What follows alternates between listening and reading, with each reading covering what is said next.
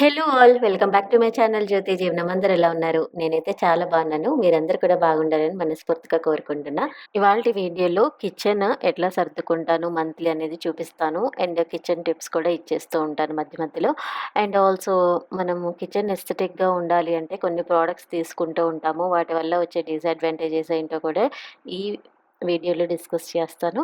ఎప్పుడు గార్డెన్ మీదే ఫోకస్ చేస్తూ సమ్‌టైమ్స్ ఇంటిని మర్చిపోతూ ఉంటాననమాట. సో, అప్పుడు కిచెన్ చాలా చెండాలంగా అయిపోతూ ఉంటుంది. సో, ఆ టైం అయితే వచ్చేసిందనమాట. ఇవాళ కిచెన్ ఎట్లాగైనా క్లీన్ చేసుకోవాలని ఫిక్స్ అయ్యా. అయితే ఇది ఇవాల్టి ఈవినింగ్ వీడియో అండి. సో, నేను next day morning kitchen cleaning అయితే చేసేసాను. సో, బిఫోర్ డే ఈవినింగ్ పునుగులు తినాలనిపించింది. అయితే పునుగులు పిండి లేదనమాట ఇంట్లో. అయితే మనకి బయట సేల్ చేస్తారు కదా! Dosa batter. So, dosa batter తీసుకున్నాను. అయితే దోస బ్యాటర్ చాలా లిక్విడ్ కన్సిస్టెన్సీలో ఉంది. దాంట్లో కొంచెం బొంబాయి రవ్వ కలిపేసేసి, ఆనియన్స్, జీలకర్ర వేసుకొని పునుగులు వేసుకుంటే గనక చాలా టేస్టీగా వచ్చిందండి. మనం నార్మల్ దోసల పిండితో వేసి ఇంట్లో రుబ్బుకుంటే దానికంటే కూడా ఇది చాలా టేస్టీగా అనిపించింది నాకైతే. సో, ఎప్పుడైనా పునుగుల పిండి లేదు అప్పటికప్పుడు పునుగులు వేసుకోవాలి అంటే ఈ టిప్ ఫాలో అయిపోవచ్చు. సో, ఇంకెందుకు ఆలస్యం, నెక్స్ట్ టైం మీకు పునుగులు తినాలి అని అనిపిస్తే గనక ఖచ్చితంగా ఒక దోస బ్యాటర్ తీసేసుకొని దాంట్లో బొంబాయి రవ్వ అయితే మిక్స్ చేసేసుకోండి. బొంబాయి రవ్వ ఎంత మిక్స్ చేయాలని మీకు డౌట్ రావచ్చు. సో, బొంబాయి రవ్వ మనకి పునుగులు వేసే మనం జారుల్లాగా వేస్తాం గదా! సో, వేసినప్పుడు మనకి డ్రాప్ లాగా పడాలనమాట. సో, ఆ కన్సిస్టెన్సీ వచ్చేంత వరకు మనం బొంబాయి రవ్వ యాడ్ చేసుకుంటే సరిపోతుంది.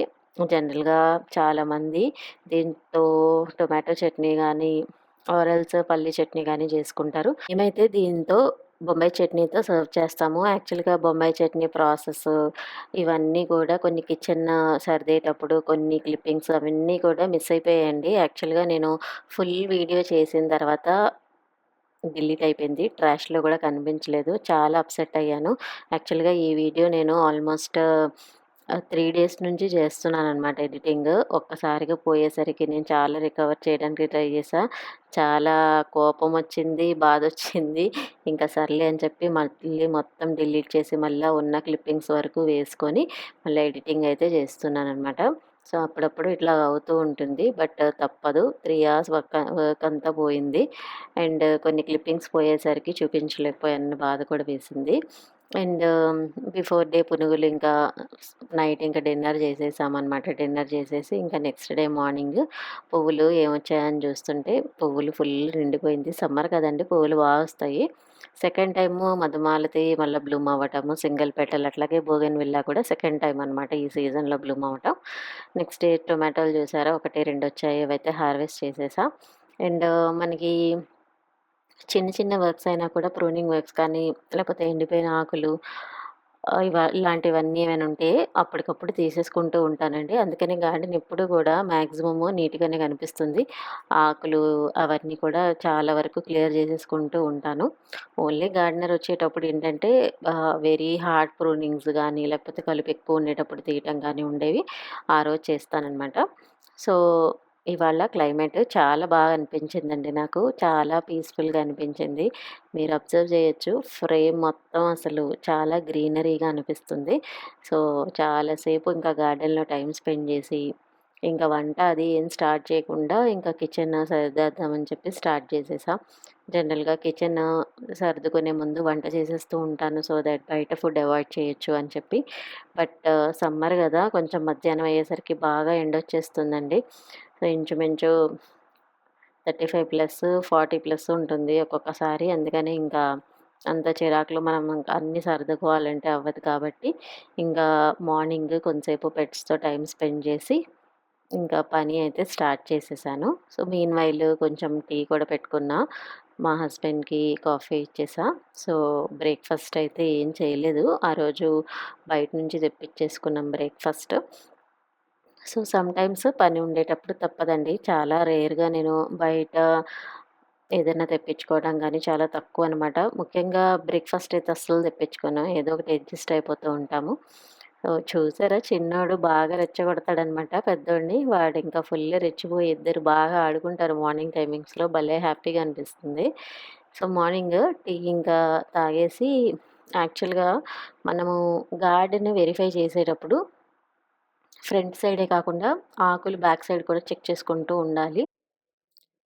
సో, మనం బ్యాక్ సైడ్ చెక్ చేసుకునేటప్పుడు ఈ ఎక్కువ బూజు పురుగులంటారు కదా! అవి ఎక్కువ స్ప్రెడ్ అయిపోతూ ఉంటుందండి. అండ్ అవి ఎగ్స్ పెట్టేస్తూ ఉంటుంది. అండ్ అట్లాగే మీలీ బగ్స్ ఉంటాయి కదా! ఎక్కువ మందారాలకి పడుతూ ఉంటుంది. అది కూడా మనం స్టార్టింగ్ స్టేజెస్‌లో ఫోర్స్‌గా వాటర్ కొట్టామనుకోండి అప్పుడు క్లియర్ అయిపోతుంది.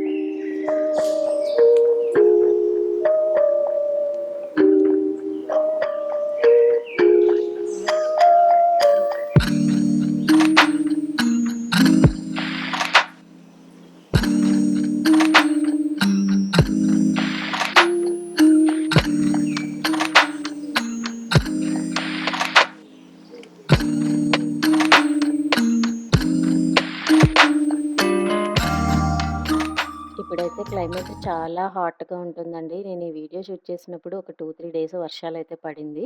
సో, వర్షాలు పడిన తర్వాత ఇంకా ఎండలు ఎక్కువైపోయాయి అనిపిస్తుంది నాకైతే. సో, బయటికెళ్ళేటప్పుడు కొంచెం జాగ్రత్తగా ఉండాలి. ఖచ్చితంగా వాటర్ బాటిల్ క్యారీ చేయండి. అట్లాగే స్కార్ఫ్స్ కానీ అట్లాంటివి కట్టుకోండి. మీకు మరీ అయింది అనిపిస్తుంది అంటే గనక ఒక నీడ ప్లేస్‌లోకెళ్ళి అక్కడ కూర్చోండి. ఒక 2 మినిట్స్ అట్లాగా వాటర్ తీసుకొని మళ్ళా మీరు తిరగాలంటే తిరగండి. మీరు అవసరం ఉంటే బయటికి వెళ్ళండి. లేకపోతే అవాయిడ్ రాధా చేసేసేయండి. మనోహరం ఈ సీజన్‌లో సెకండ్ టైము మనం బ్లూమింగ్ కోసం వెయిట్ చేస్తున్నాననమాట. సో, సమ్మర్ కదండీ! కొంచెం గార్డెన్ అంతా ఫ్లవర్స్ ఎక్కువ కనిపిస్తున్నాయి. అండ్ ఇక్కడ మనకి సెకండ్ టైము బ్లూమింగ్‌కి రెడీగా ఉంది. ప్రతి కొమ్మకి ఇంకా మొగ్గలైతే వచ్చేసింది. సో, చాలా వెయిట్ జేస్తున్నాను. ఈసారి ఇంకా ఎక్కువొచ్చిందనిపిస్తుందండి. నాకు ఫస్ట్ టైమ్ కంటే కూడా బ్లూమింగ్ ఈసారి మొగ్గలు ఎక్కువున్నాయి. అండ్ లెఫ్ట్‌లో గూడా మనకి అలమంద ఉంది గదా! అలమంద గూడా బాగా బ్లూమ్ అవుతుందిప్పుడు. And thunbergia as usual 365 days bloom అవుతానే ఉంటది.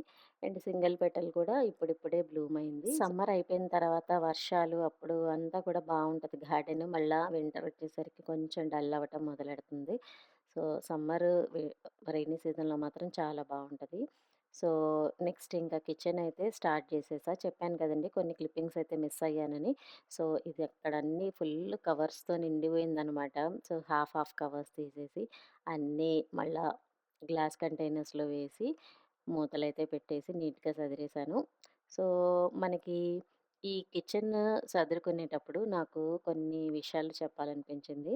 యాక్చువల్‌గా మనం ఎస్థెటిక్ పేరుతో గ్లాస్‌వేర్ కంటైనర్స్ అనేది తీసుకుంటూ ఉన్నాం కదా! అయితే వీటితో నేను కొన్ని ప్రాబ్లమ్స్ అయితే ఫేస్ చేస్తున్నా. సో, అవి ఇవాళ మీతో డిస్కస్ చేస్తాను. సో, జనరల్‌గా ఏంటంటే మనము తీసుకునేటప్పుడు వావ్! సూపర్ కిచెన్ అట్లా ఇట్లా అనుకుంటామనమాట. అయితే మనం బాక్సెస్ యూజ్ చేస్తున్న కొద్దీ దాంట్లో ఉన్న డ్రాబ్యాక్స్ బయటపడుతూ ఉంటది. అట్లాగే నాకు కొన్ని విషయాలు తెలిసిందండి. మనకి గ్లాస్‌వేర్‌కి ఇప్పుడు బాంబూ లిడ్స్ అయితే ఇస్తున్నారు కదా! సో, ఈ బాంబూ లిడ్స్ వల్ల నేను చాలా ఇష్యూస్ ఫేస్ చేస్తున్నా. సో, మనకి వెదురుతో చేస్తారు కాబట్టి నేచురల్ వుడ్‌తో ఉంటుంది కాబట్టి ప్రాబ్లమ్ ఎక్కడొస్తదంటే, గ్లాస్ కంటైనర్స్ మనము ఆరబెట్టినప్పుడు పైన మూతలు కూడా ఆరబెడతాం గదా! ఆరబెట్టినప్పుడు కొంచెం చెమ్మనేది ఉండిపోయిందనుకోండి బాక్సెస్ లిడ్స్‌కి చాలా గట్టిగా పట్టేస్తుందనమాట. కొన్ని రోజులకి ఏమవుతుందంటే మోల్డ్ లాగా ఫార్మ్ అవుతుంది. దీనివల్ల చాలా ప్రాబ్లమాటిక్ అయితే అయిపోతుందండి. అట్లాగే మనకి మూతలు టైట్‌గా ఉండటానికి సిలికాన్ స్ట్రాప్ లాంటిది మూత దగ్గర ఇస్తారు. అయితే అది మనం కొన్ని రోజులు యూజ్ చేసిన తర్వాత అవి లూజ్ అయిపోవడం కూడా జరుగుతుంది. సో, మనం ఎయిర్ టైట్ కంటైనర్స్ అని ఏ బాక్సెస్ అయితే కొంటున్నామో అవి కొన్ని రోజులకి వాటి లైఫ్ స్పాన్ అనేది తగ్గిపోయి అది ఎయిర్ టైట్ కంటైనర్ లాగా పనిచేయట్లేదు. సో, ఈ 2 ప్రాబ్లమ్స్ అయితే నేను చాలా ఎక్కువ ఫేస్ చేస్తున్నా. మెయిన్‌గా ఇది మనము కిచెన్‌లో ఏంటంటే బాంబూస్ లిడ్స్‌తో ఉండేవన్నీ అవాయిడ్ చేయడమే బెటర్ అని అనిపించింది. అండ్ ఆల్సో మనము చాపింగ్ బోర్డ్స్ ఉంటాయి గదా! చాపింగ్ బోర్డ్స్ కూడా ఇదే ఇష్యూ వస్తుంది. సో, స్టార్టింగ్‌లో చాలా చూడటానికి ఎస్థెటిక్‌గా చాలా బాగున్నా కూడా కొన్ని రోజులకి ఏంటంటే అట్లా మోల్డ్ లాగా ఫార్మ్ అయిపోతూ ఉంటుందనమాట. దీనికి ఆల్టర్‌నేటివ్ ఏమైనా ఉందా అని మీకు అనిపించొచ్చు. అయితే నేను గ్లాస్‌వేర్ కంటైనర్స్ బాంబూ లిడ్స్‌తో ఉన్నవి నేను తీసుకొని ఒక 2 ఇయర్స్, 3 ఇయర్స్ అవుతుంది. అవుతుంది. బట్ నేను 4, 5 ఇయర్స్ బ్యాక్ కొన్ని glassware container with plastic lids అయితే తీసుకున్నాననమాట. సో, అవి ఇప్పటికి పర్ఫెక్ట్‌గా వర్క్ అవుతుంది. అండ్ గ్లాస్ కూడా ఇప్పుడు నేను తీసుకున్న ఈ బ్యాంబూ లిడ్స్‌తో ఉండేవి కొంచెం పల్చగా ఉందండి గ్లాస్. అంటే కొంచెం దేనికన్నా టచ్ చేస్తే చాలు విరిగిపోతాయి అన్నట్టుందనమాట. కానీ నేను పాతవి తీసుకునేటప్పుడు చాలా అవి కొంచెం హార్డ్‌గా ఉండటం వల్ల దాని లైఫ్ స్పాన్ కూడా ఎక్కువొచ్చిందనమాట. సో, ఈ 2 చెక్ చేసుకొని మీరు గ్లాస్‌వేర్ కంటైనర్స్ అయితే తీసుకోండి నెక్స్ట్ టైమ్ తీసుకునేటప్పుడు. అండ్ కంటైనర్స్ అనే కాదండి, మనకి చాపింగ్ బోర్డ్స్ ఉంటాయి గదా! చాపింగ్ బోర్డ్స్ కూడా వుడ్‌ది తీసుకుంటే ఇదే ఇష్యూ వస్తుంది. సో, మెయింటెనెన్స్ అనేది మనం కరెక్ట్‌గా చేయలేదనుకోండి, దాని మీద మనకి మోల్డ్ ఫార్మ్ అయిపోవడం ఇట్లాంటివి జరుగుతుంది. అండ్ మనం ఎయిర్ టైట్ కంటైనర్‌గా ఉండాల్సిన కొన్ని ఐటెమ్స్ ఉంటాయి. లైక్ కాఫీ ఉంటాయి. అంటే ఇంకా గాలి తగలకూడదు వాటికన్నట్టు ఉంటాయి గదా కొన్ని ప్రొడక్ట్స్. సో, అట్లాంటివి గ్లాస్ కంటైనర్స్‌లో పెడితే ఖచ్చితంగా మనకి గాలి వెళ్ళిపోయి పాడైపోయే ఛాన్సెస్ ఎక్కువుంది. సో, ఇవన్నీ కొన్ని చూసుకొని మనం గ్లాస్‌వేర్ కంటైనర్స్ అనేది పర్చేస్ చేసుకుంటే బెటర్ అని నా ఫీలింగ్. నేను ఎస్థెటిక్‌గా ఉన్నాయి, చాలా బావున్నాయి చూడటానికని చెప్పి ఇట్లాగే తీసుకొని చాలా వరకు అయితే పల్చగా ఉన్న గ్లాసెస్ అయితే విరిగిపోయిందండి. అండ్ మూతలైతే ఇలాగ మనకి రెసిడ్యూ లాగా ఫార్మ్ అయిపోయింది. నాకు ఇంకో ప్రాబ్లమ్ గూడా కనిపించిందండి దీంతో. ఇప్పుడు మనం ఏదైనా పసుపు వేసామనుకోండి, ఆ మూతకి కొంచెం అంటినా గూడా కలర్ అయితే బాంబూకి అంటుకుపోయి మనకి అది క్లీన్ చేసినా కూడా రాదు. అండ్ ఆల్సో ఆర్డర్ అబ్సార్ప్షన్ కూడా ఎక్కువుంటుంది. అంటే లైక్ స్పైసెస్ ఇప్పుడు ఇలాచీ, చెక్క, లవంగా ఇలాంటివి వాటిల్లో పెట్టామనుకోండి, ఆర్ ఎల్స్ ఆనియన్స్ ఇట్లాంటివి పెట్టినప్పుడు ఏమవుతదంటే ఆ వాసనంతా మూత పీల్చేసుకుంటదనమాట. సో, మనం దాన్ని తోమిన తర్వాత కూడా ఆ వాసన అయితే అట్లానే ఉండిపోతుంది.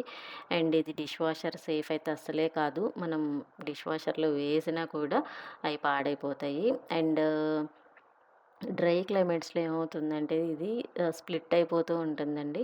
నేను మీకు తర్వాత చూపిస్తాను. నా దగ్గరున్న ప్రొడక్ట్స్ కొన్ని ఆల్మోస్ట్ ఈ కిచెన్ కౌంటర్ టాప్ మీద పెట్టే అల్లం వెల్లుల్లి దంచుకునేవి గానీ, ఇట్లాంటివి కొన్ని కారం, ఉప్పు, అల్లాన్ని వేసుకునేవన్నీ కూడా బాంబూ లిడ్స్ తీసుకున్నవే.